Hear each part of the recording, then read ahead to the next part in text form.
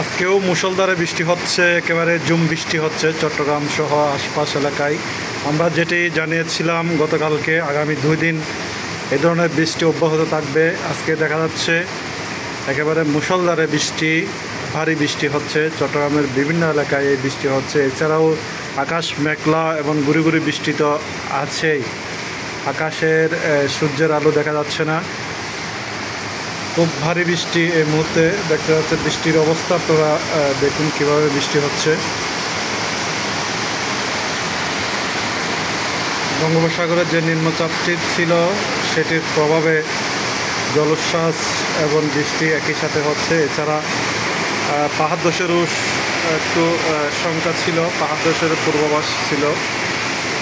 যারা বিভিন্ন ঝুঁকিপূর্ণ স্থানে বসবাস করছেন আপনারা নিরাপদে থাকুন, সবাই সুস্থ থাকুন, ভালো থাকুন এই কামনা করছি।